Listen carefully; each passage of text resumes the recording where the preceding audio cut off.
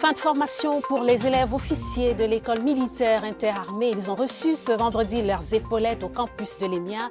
Cérémonie de prise d'armes présidée par le général de corps d'armée, chef d'état-major des armées. Le film de la cérémonie dans ce journal. Et qui, pour succéder à Godlove Gabsibium et Tata Karine, coup d'envoi de la course de l'espoir demain samedi à Boya dans le sud-ouest. 500 athlètes sont sur la ligne de départ. Voilà pour les titres.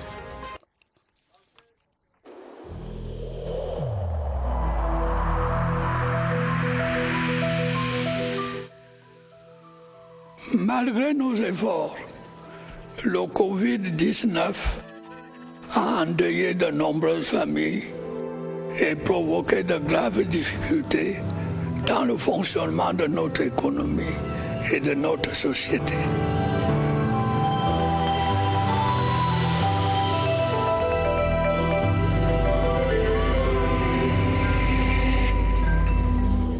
Merci de nous rejoindre sur la CRTV en ouverture de ce journal. Les adieux de l'ambassadeur de Turquie au président de la République, son Excellence Esse Sarak, était reçu en audience ce vendredi au Palais de l'Unité. Paul Biya et le diplomate turc arrivé en fin de séjour dans notre pays ont évalué les bons points de la coopération entre la Turquie et le Cameroun. Le reportage au Palais de l'Unité de Yves-Marc Medzou. Il ne lui a pas fallu du temps, il ne lui a pas fallu bien longtemps pour apprendre à connaître et à aimer le Cameroun, au point d'en faire sa seconde patrie. Mais il se trouve hélas qu'après seulement 2 années passées en terre camerounaise, son Excellence Esse Sarak, ambassadeur de Turquie dans notre pays, est arrivé au terme de sa mission. Mais avant de quitter définitivement le Cameroun, elle vient ce vendredi 26 février 2021 au Palais de l'Unité faire ses adieux au président de la République, Paul Biya. Madame Esse Sarak, ambassadrice de la République de Turquie. La demi-heure d'audience que le chef de l'État accorde à son hôte turc va lui donner l'opportunité d'évoquer avec elle divers aspects de la coopération entre le Cameroun et la Turquie. Son Excellence Esse Sarak s'en va, emportant avec elle une foule de souvenirs inoubliables et laissant dans le même temps derrière elle un certain nombre d'acquis précieux de la coopération entre Yaoundé et Ankara, à l'instar du complexe sportif de Japoma, et pas seulement. Quoi de plus normal qu'en guise de témoignage de satisfaction, elles reçoivent du président Biya un cadeau souvenir en bronze tiré des trésors culturels de notre pays. C'était une visite de courtoisie au président Biya avant mon départ.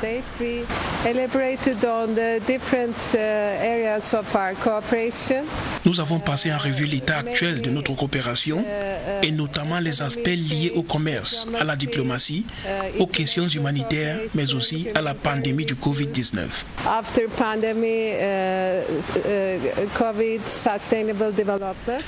Nous avons aussi évoqué les questions se rapportant au développement durable et naturellement le complexe sportif de Japoma, dont nous sommes fiers de la construction. Nous allons nous employer à maintenir ce haut niveau de coopération entre le Cameroun et la Turquie. Une page se referme sur la coopération entre Yaoundé et Ankara et sans doute qu'une nouvelle ne va pas tarder à s'ouvrir dans les prochains mois. Dans l'actualité également, les élèves officiers de la 38e promotion de l'école militaire interarmée ont reçu leurs épaulettes ce vendredi à la cour d'honneur du campus de l'EMIA à Yaoundé. 287 promus au total, à qui le chef de l'État, chef des forces armées, recommande discipline, patriotisme et rectitude morale. La cérémonie de prise d'armes était présidée par le chef d'état-major des armées, le général de corps d'armée René-Claude Meka. Le film de la cérémonie avec Augustin Guizana. En plus du cordon sécuritaire habituel, l'accès à l'école militaire interarmée est conditionné par la prise de température. C'est dans ce contexte de respect aux mesures barrières anti-Covid-19 que les 287 officiers de la 38e promotion de l'EMIA ont reçu leurs épaulettes des mains du chef d'état-major des armées, le général des corps d'armée René-Claude Meka. Le rituel militaire, c'est la procession au pas bloqué et la position à genoux devant le public. L'exercice intervient au terme de 3 années de formation militaire avec une innovation pour cette cuvée. Cette promotion est la première à avoir passé 10 mois à Tchabal, coupée du reste du monde. Ils sont aussi la première promotion qui a suivi un module spécial qui portait sur la cybercriminalité. Baptisé Promotion Paix et Unité, les jeunes officiers sont originaires de 5 pays étrangers, à savoir la République centrafricaine, le Gabon, le Congo-Brazzaville, la Guinée-Conakry et la Côte d'Ivoire, et bien sûr, du Cameroun. Dans une lettre officielle, le président de la République, Paul Biya, a recommandé aux promus des valeurs qui ont fait la force de leurs dévanciers et ont donné le prestige à l'école militaire interarmée. À présent que vous commencez votre carrière militaire, je vous engage à vous mettre à l'école de vos aînés en cultivant au quotidien les valeurs de discipline, de patriotisme et de rectitude morale. La cérémonie de remise des épaulettes à ces officiers s'est déroulée en présence des responsables du haut commandement militaire, mais aussi des autorités administratives, au rang desquelles le gouverneur de la région du centre, Nasseri Paul Biya.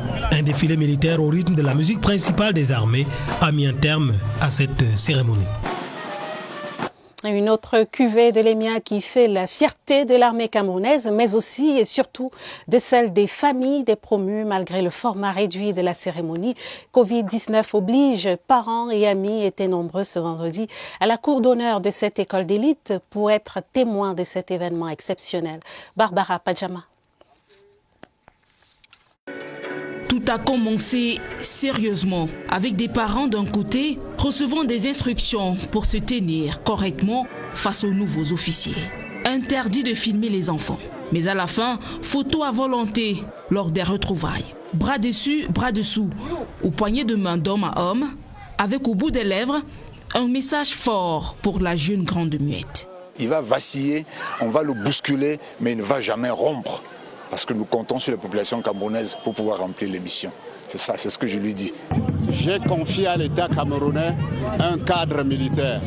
Nous avons tenu et nous avons cru que ce jour de triomphe arrivera. Et nous pouvons déjà rendre grâce aussi au Seigneur Dieu qui l'a protégé pendant toute cette formation. Un papa à la retraite ne peut voir que ses enfants évoluer. Je dis encore vraiment mes félicitations. Voici le symbole d'une synergie armée-nation. Blessé au cours de la formation, le lieutenant Simon Gonon est couverte d'encouragement après son triomphe devant l'épreuve. Nous n'avons pas perdu la confiance, mais aujourd'hui elle est sortie, nous sommes satisfaits. En retrait, il y avait aussi les familles arrivées en retard et donc recalées qui ont suivi la cérémonie tout cuit. Ces jeunes officiers reçoivent leurs épaulettes ce jour au terme de 36 mois d'une formation éprouvante sur les plans théoriques et pratiques. Une formation qui fait d'eux des officiers opérationnels, donc aptes à prendre le commandement. Pierre Evembe. On peut leur concéder ce moment de douceur familiale, de communion avec le cœur et les fleurs, parce que ces 287 aspirants sont devenus des officiers de l'armée camerounaise. 36 mois dont une année probatoire où le physique a été mis à l'épreuve, où l'on a arraché le civil pour insérer le militaire. Ici, le mental seul sauve. Une autre année où l'on fait l'expérience des bancs et des amphis de l'école militaire interarmée. Il faut s'approprier les compétences théoriques du métier d'armes, de la tactique à la stratégie, en passant par l'opératif. Ici, c'est l'intellect en mode préselect qui sauve. Une autre année, la dernière, il fallait mettre en pratique les acquis de la théorie pour confronter les vérités du cognitif aux nuances du terrain. Ici, c'est la pragmatique qui sauve. Ces soldats sont complets. C'est la particularité de l'EMIA, dont la formation est un mix de tous les troncs. C'est cela l'expression interarmée. Ils ont fait le tour du Cameroun, ou plutôt de toutes les situations conflictuelles, culturelles et climatiques. Et après cette cérémonie, ils seront immédiatement déployés à des emplois correspondant à leur grade. Ils sont prêts. Et pourquoi? Parce que ce sont les officiers de l'école militaire interarmée du Cameroun. Et ici, c'est l'honneur et la fidélité sous le drapeau qui sauvent. Et voici le major Emmanuel Mouniol-Zom, ingénieur de génie civil, a su se hisser au-dessus du lot parmi les 287 lauréats de cette 38e promotion baptisée Paix et Unité. Le jeune officier se dit prêt à relever les défis sécuritaires qui l'interpellent. Son portrait avec Nadia Amana. D'un pas cadencé, Emmanuel avance vers son triomphe, sur les traces de son grand-père. Mon grand-père maternel qui était adjudant Bon, sa rigueur, sa discipline vraiment m'a beaucoup marqué et j'ai grandi dans ça. La passion d'enfance devenue profession pour la vie ne va pas le quitter malgré son diplôme d'ingénieur obtenu à l'École nationale polytechnique. Au contraire, son envie d'être militaire va se confirmer après une scène de vie. Un jour, nous avons voyagé pour Douala. La police nous a arrêtés. Il dit que nous sommes en surcharge. Il dit merde, je veux faire l'armée. Il dit pourquoi? Il dit non. Ces gens-là sont rigoureux et j'aime leur façon de travailler. Le rêve de ce fils de Gouffé dans le Mbamenoubou commence à se réaliser en 2018. Il intègre les MIA après une tentative infructueuse en 2015. Aîné d'une fratrie de 8, ses aptitudes intellectuelles et physiques qui l'ont hissé au sommet de cette 38e promotion, il les a depuis son enfance. Il a toujours été un meilleur élève. Partout où il est passé, vous ne savez pas la joie qu'un parent a de voir son fils major d'une promotion. À 28 ans, le lieutenant Voigrand paraît pour servir le drapeau. Et à tous ces lauréats, nous leur souhaitons bon vent. Sécurité routière, le ministère des Transports se dote de radars semi-portatifs de dernière génération. 27 engins ont déjà été installés sur les axes Yaoundé-Bafoussam, Douala-Bafoussam et Yaoundé-Douala. Les équipes de la direction des transports terrestres étaient sur le terrain pour tester ce nouveau dispositif. Le reportage de Cyril Kingemebe. Les usagers des grands axes routiers vont s'habituer à ce dispositif nouveau. Des radars semi-portatifs sur trépied et dont la fiabilité est certaine. Un nouveau matériel qui est plus que jamais adapté au risque d'excès de vitesse sur nos différents axes routiers. La première fois que ces radars ont été utilisés dans le monde et fabriqués, c'était en 2019. Donc le Cameroun fait partie des premiers pays africains pour utiliser ce type de radars qui sont hyper performance, un système qui lui permette de contrôler les vitesses sur des axes routiers en 6 voies. Ce vendredi sur l'axe Yaoundé-Douala, les experts du ministère des Transports réalisent des premiers tests grandeur nature. Ça produit des rapports en temps réel, ça permet à ce que l'usager voit avec l'image claire de son véhicule la vitesse avec laquelle il a été flashé et un rapport est produit sur place pour justifier que ce véhicule était effectivement en excès de vitesse avant de passer aux sanctions administratives prévues par la réglementation en vigueur. Équipement de surveillance routière de dernière génération, les 27 radars acquis par le ministère des Transports devraient attirer l'attention des conducteurs et les discipliner. Émission des titres pour l'année 2021 et premier succès pour le ministère des Finances, parti à la recherche de 50 milliards de francs CFA pour une maturité de 5 ans au taux d'intérêt de 5,5%. L'État, à travers le ministère des Finances, a fait carton plein auprès des spécialistes en valeur du Trésor. Les SVT ont souscrit pour 74 milliards de francs CFA, soit un taux de couverture de 14,5%. Pour une meilleure insertion socio-professionnelle des réfugiés en terre camerounaise, le ministère de l'Emploi et la Formation professionnelle, le HCR et le BIT ont signé mercredi à Yaoundé un accord tripartite dans ce sens. C'était en présence de Issa Chiroma Bakari, ministre de l'Emploi et de la Formation professionnelle. Christelle Fouda.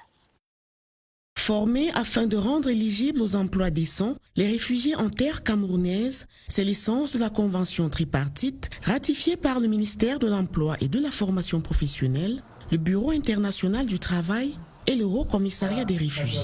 En dépit des difficultés financières énormes dans lesquelles nous nous sommes retrouvés, le Cameroun a toujours ouvert ses portes aux réfugiés. Ces étrangers sont traités au même titre que les Camerounais en matière de formation professionnelle et de l'emploi. Le Cameroun va jouer sa partition, mais les institutions internationales aussi doivent jouer leur partition. Pour une mise en œuvre efficiente de la plateforme, le ministère de l'Emploi et de la Formation professionnelle, en qualité d'agence d'exécution, bénéficie de l'assistance du Fonds national de l'emploi. Le Haut Commissariat des réfugiés et le Bureau international du travail, quant à eux, s'engagent à fournir les moyens techniques, matériels et financiers. Partenariat, gage de l'inclusion et de l'insertion socio-professionnelle des réfugiés au Cameroun pour une durée de 5 ans. La situation des déplacés internes de la crise sociopolitique dans le nord-ouest et le sud-ouest du Cameroun au cœur des travaux organisés par le Centre africain d'études internationales, diplomatiques et stratégiques. Les membres de ce centre ont séjourné dans quelques communes de la région du littoral à l'effet d'examiner de près la situation de ces Camerounais pour mieux les accompagner. Victor Lema, compte rendu. La question des déplacés internes dus à la crise sociopolitique du nord-ouest et du sud-ouest n'a pas cessé de susciter de l'intérêt. Le Centre africain d'études internationales, diplomatiques, économiques et stratégiques s'est penché dessus pour constater un certain nombre de faits. C'est pour montrer qu'il y a certes une situation difficile, mais que les personnes qui ont dû quitter les régions du nord-est et du sud-ouest ont été accueillies quelque part. La deuxième réalité que nous souhaitions montrer, c'est effectivement la condition dans laquelle ces déplacés internes vivent. L'étude a permis d'échanger avec environ 1755 déplacés internes dans la région du littoral. Au regard de leurs doléances, mais surtout de leur mode de vie, le CIDES recommande... Il s'agit vraiment de poursuivre le recensement des déplacés internes. Il faut les identifier, il faut les enregistrer et il faut intensifier l'accompagnement social dont elles bénéficient, à la fois au niveau de l'éducation, mais aussi au niveau de la santé, au niveau même de l'état civil, au niveau, je dirais, de la vulnérabilité économique. Il faut les soutenir également. Tous ces efforts convergent vers une meilleure réinsertion socio-économique de ces personnes déplacées. Et pour y arriver, le gouvernement, les acteurs de la société civile et même les partenaires internationaux se donnent la main. À la découverte des villes et villages du Cameroun à vélo, l'ambassadeur de France est à la tête d'une randonnée cycliste dans la région de l'Ouest. Son Excellence Christophe Guilou et ses coéquipiers ont marqué un arrêt à Tonga où ils ont visité les chantiers réalisés et en cours dans l'agenda de l'honorable Jean-Claude Feuteux, honorable député RDPC d'Undé. Le reportage de Sidoine Moncan. Collège Sainte-Joséphine est le premier arrêt d'une visite au pas de course en Tonga. Ici, l'ambassadeur Christophe Guilou et son équipe s'imprègnent des réalisations de l'honorable Menkam Feuteux Jean-Claude. L'établissement secondaire presque opérationnel accueille déjà ses premiers élèves. Ce projet est fait pour devenir une université qui va former les enfants dans l'agro-pastoral, je veux dire les ingénieurs agronomes de demain. Autre arrêt au centre médical d'arrondissement. Visite des installations, remise des dons aux malades. Puis cap sur le site qui abritera la morgue moderne, un don de l'honorable. L'ambassadeur Christophe Guilou, en visite à Tonga, est à la tête d'une importante randonnée cycliste dans la région de l'Ouest. On entre dans la région ouest par Tonga. On vient faire une grosse randonnée cycliste de 3 jours à la découverte à la fois de sa géographie, à la découverte de ses habitants, de sa culture et de son histoire. Nous avons été déjà dans le centre. Nous étions dans le littoral il y a quelques semaines et ravis d'être ici. Des moments de partage et de convivialité couronnés par un présent de l'honorable à son hôte. Une calebasse royale, grand symbole d'amitié, d'unité. Les honorables Albert Quinche et Colette Soing, aux côtés des agriculteurs de leur circonscription électorale, les élus RDPC du département du Konki sont allés remettre 4000 sacs de fertilisants aux agricultrices de Bayangam, Ndemdeng et Poumeye. L'initiative va permettre de booster la production et améliorer les conditions de vie de ces populations. Claristan.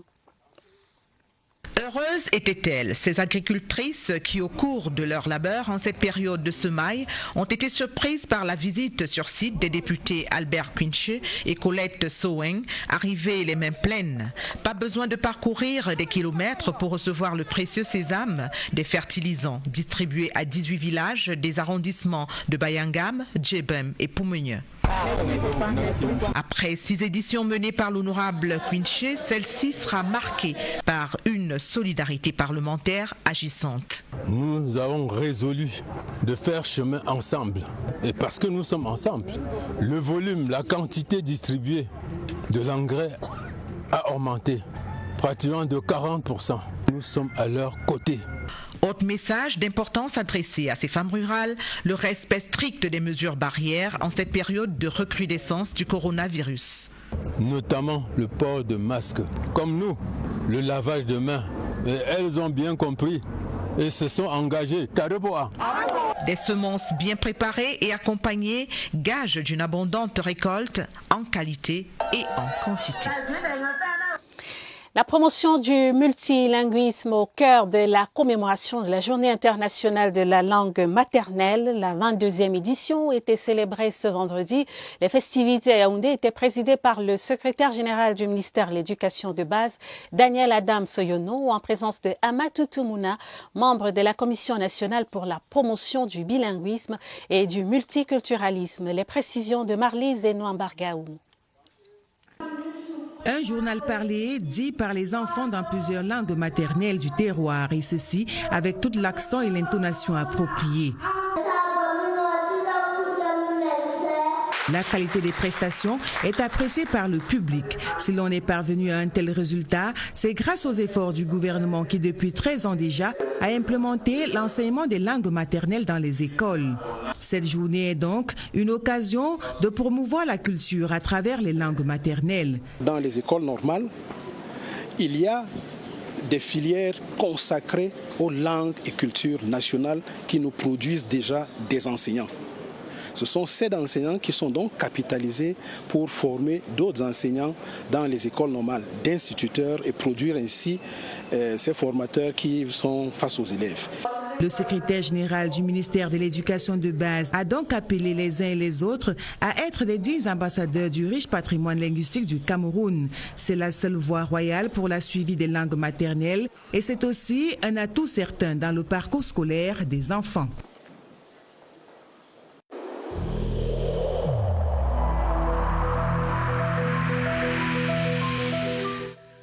Je vous exhorte de nouveau à porter vos masques, à vous laver régulièrement les mains et à faire appel à un médecin ou à tout autre personnel de santé au cas où des symptômes apparaissent.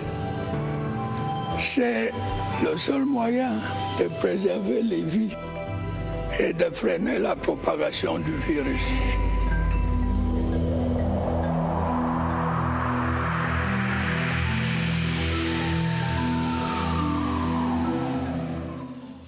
Direction le centre des opérations des urgences de santé publique pour les dernières nouvelles de la pandémie de coronavirus. Nous apprenons ce soir que 38 malades sont actuellement sous assistance respiratoire dans les sites spécialisés. Un chiffre en nette augmentation. Notre reporter Évariste Inga en parle avec le docteur Aristide Stéphane Ababa dans l'entretien que nous allons suivre tout à l'heure. Bonsoir Évariste.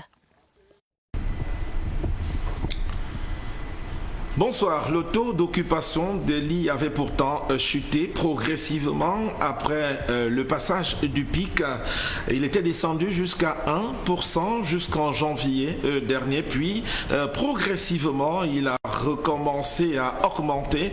Cette fois-ci on se situe à 5% du taux d'occupation des lits, ce qui ne laisse pas indifférent les autorités sanitaires. Explication du docteur Aristide Stéphane Abba ce soir. Docteur, bonsoir. Bonsoir, Évariste. Vous êtes chef section opération dans cette riposte nationale. 38 patients sous oxygène, où sont-ils? Évariste, les 38 patients en question sont dans les unités de prise en charge.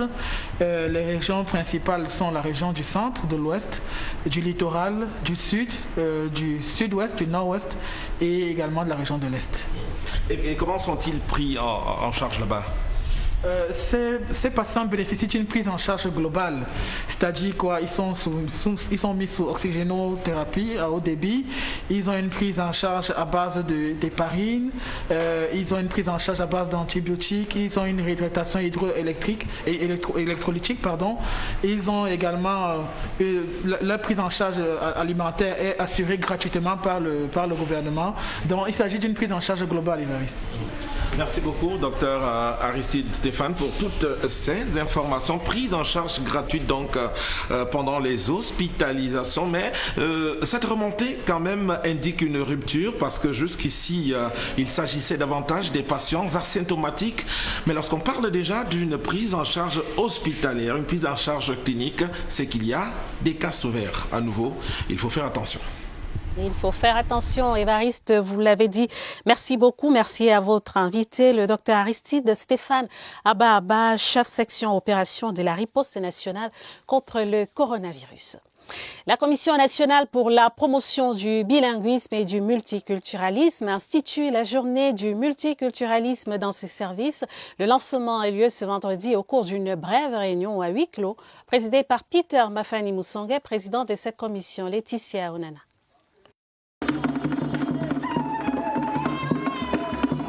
Les sonorités des 4 aires culturelles du Cameroun rythment l'arrivée des membres de la commission Musonge à la cérémonie de lancement de la journée du multiculturalisme. Le président Peter Mafani Musonge et les autres membres de cette prestigieuse commission arborent fièrement des tenues traditionnelles d'apparat made in Cameroun. Ce sera ainsi tous les derniers vendredis de chaque mois. Nous voulons par cette célébration, parce que c'est une célébration, montrer que nous avons de bonnes choses dans notre pays. Et le président de la République nous a donné la mission de promouvoir le multiculturalisme. Le dress code n'est pas pour déplaire au personnel de la Commission nationale pour la promotion du bilinguisme et du multiculturalisme. Tous sont invités en fin de cérémonie à la table du vivre ensemble pour déguster les saveurs du terroir. Nous restons en culture avec la fiche culturelle du week-end. Prenez rendez-vous ce soir avec Henri Dikongué qui célèbre ses 25 ans de carrière musicale. Samedi, vous avez le choix entre le Achou Live Festival et le concert d'Indira dès 17h au Musée National. Et puis dimanche, les amateurs du 7e art vous convient au Movie Casting. Ce sera à 10h dans la capitale économique à Douala. L'agenda culturel du week-end est déroulé par Laetitia Onana. Je voudrais m'arrêter sur ce bonheur qui m'est donné. Le Bukaro Lounge de Yaoundé déroule le tapis rouge ce soir en Henri Dikongué dans le cadre de la célébration de ses 25 ans de carrière musicale. Allez changer, c'est la vie, la vie, la vie, oh, la vie, c'est du mystère. Toujours ce vendredi et même samedi, les amateurs de bonnes saveurs sont conviés au Achou Life Festival. Rendez-vous au Gaza Club de Biémassi à Yaoundé. Samedi, 17h, direction le Musée National à Yaoundé. La jeune Indira et ses danseurs promettent un spectacle 100% gospel à ne rater sous aucun prétexte. Dimanche, place au cinéma dans la capitale économique où les acteurs en devenir âgés de 20 à 35 ans vont compétir dans le cadre du Moving Casting. Rendez-vous à partir de 10h à l'Hôtel de Prince à Douala. Bon week-end. La suite du journal avec la dédicace de l'ouvrage intitulé « La défense populaire au Cameroun, comprendre un concept », l'ouvrage du général de brigade Mahamat Ahmed Kotoko était dédicacé hier jeudi à Yaoundé. L'auteur et les différents intervenants ont appelé à une plus grande promotion de la pensée militaire au Cameroun. Jean-Pierre Congé. Voir un membre du haut commandement militaire livrer ses réflexions sur des questions de défense dans un ouvrage, le phénomène est loin d'être banal. D'où l'appel du général de brigade Mahamat Ahmed Kotoko à ses collègues venus nombreux à la cérémonie dédicace de son ouvrage. La défense populaire au Cameroun comprend un concept paru chez l'Harmattan, à se jeter à l'eau pour que les préoccupations liées à la défense du pays cessent d'être l'affaire des seuls militaires. Dans un contexte géostratégique marqué par les contestations des frontières, les flux transnationaux, les agressions subversives et les extrémismes de tout genre, le commandant du Corps national des sapeurs-pompiers inscrit sa démarche éditoriale dans la nécessité de promouvoir davantage l'union sacrée armée-nation, afin que chaque citoyen soit une forteresse pour le pays. Le concept de défense populaire, en fait, c'est la nation en armes. Mais on s'est rendu compte qu'au fil des années, ce concept s'est un peu dilué. On n'a pas expliqué suffisamment le concept aux populations pour savoir ce qu'elles devaient avoir à faire. S'inscrivant dans le sillage de l'auteur, les différents intervenants ont appelé de tous leurs vœux l'avènement d'une société camerounaise où hommes et femmes sont engagés et conscients des dangers et de la nécessité de participer à la défense de la nation. Le taux de propreté de la ville de Yaoundé est satisfaisant, constat fait par les responsables de la société Isacam après un tour dans les rues de la cité capitale. Ces résultats obtenus sont le fruit des efforts consentis par cette entreprise d'hygiène et salubrité. Les précisions de Joséphine Eneke. La ville de Yaoundé jamais n'a été aussi propre. Isacam, dans ses prévisions de faire de la cité capitale un lieu attrayant, avant, pendant et après l'Auchan 2020, vient de remporter ce défi. Le gouvernement de la République, avec la communauté urbaine de Yaoundé, ont mobilisé les moyens pour gagner ce challenge. Je pense que le résultat est là. Tout le monde était fier de l'excellence, du niveau de propreté que la ville de Yaoundé a atteint. Aujourd'hui, les regards sont tournés vers les échéances à venir, notamment la CAN 2022. Nous avons pris des dispositions pour réussir ce challenge. Dès le mois de juin, nous allons réceptionner 100 nouveaux camions que nous allons présenter aux populations et aux autorités et vous-même. Ces 100 nouveaux camions que nous avons spécialement commandés vont sillonner le Cameroun pour que cette dynamique ne soit pas perturbée. Nous souhaitons que nos prestations soient payées à temps, dans les délais, pour que nous puissions honorer nos engagements de salaire, nos charges de matériel, pour que nous évitons justement les désagréments des dernières minutes. Avec plus de 400 bacs à ordures vandalisés en l'espace de 2 mois, les populations principales bénéficiaires des prestations de l'entreprise camerounaise chargée de l'assainissement public sont appelées à plus de responsabilités. C'est ici le lieu d'interpeller la population qui est l'acteur principal de la propreté urbaine. Les actes d'incivisme, nous avons observé pour certains des coffres brûlés, des bacs vides et des ordures au sol. La population, les citadins de Yaoundé sont invités, chacun à ce qui le concerne, de participer à cet effort de propreté. Isacam, à travers ce déploiement, assoit ainsi sa notoriété de leader de la gestion des déchets urbains au Cameroun. En sport, ascension du Mont Cameroun, 500 athlètes à l'assaut du Char des Dieux. Coup d'envoi demain samedi à Boya dans le sud-ouest. Cette journée de vendredi était consacrée à diverses formalités, visites médicales et autres. Retrouvons à Boya notre reporter Roger Samakiporo pour les détails. C'est la veillée d'armes chez les athlètes venus de 10 régions du Cameroun et de 10 pays étrangers. L'heure est à la concentration pour les habitués de la course de l'espoir. Ma dernière course, c'était à la présélection du Mont Cameroun à Boulouma. J'ai été 3e dame parmi les seniors. De nombreux athlètes sont à leur première expérience dans certaines catégories. Les tests médicaux se sont poursuivis en journée dans les vestiaires du Moliko Omnisport Stadium, point de départ et d'arrivée de la course. Pour ce qui est de la logistique, le comité d'organisation rassure, tout est fin prêt. Le sentier qui mène au sommet du Mont Cameroun est jonché de pierres peintes à la chaux qui serviront de repère aux athlètes.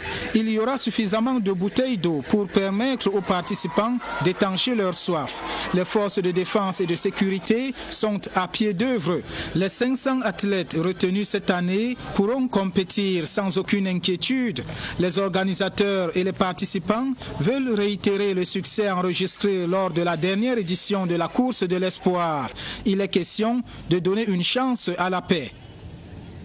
Sport encore en bref, cette fois les championnats professionnels de football sont de retour demain. 2 rencontres au programme au stade Omnisport de Yaoundé. 15h, Renaissance de Ngumbu, AS Matelot de Douala. 17h, PWD de Bamenda contre FC Yaoundé. Rencontre retransmise en direct sur CRTV Sport. Et pour terminer, en sport, l'équipe nationale de volleyball masculine des moins de 21 ans a regagné Yaoundé, le Cameroun, ce soir en provenance du Caire en Égypte. Dans son tableau de chasse, une qualification pour la prochaine Coupe du Monde et 2 distinctions individuelles. Nous y reviendrons et dans nos prochaines éditions d'information. C'est la fin de ce journal.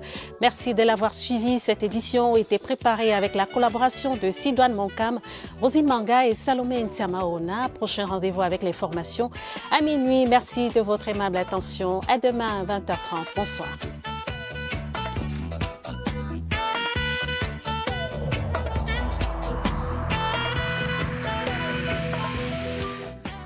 Je vous exhorte de nouveau à porter vos masques, à vous laver régulièrement les mains et à faire appel à un médecin ou à tout autre personnel de santé au cas où des symptômes apparaissent. C'est le seul moyen de préserver les vies et de freiner la propagation du virus.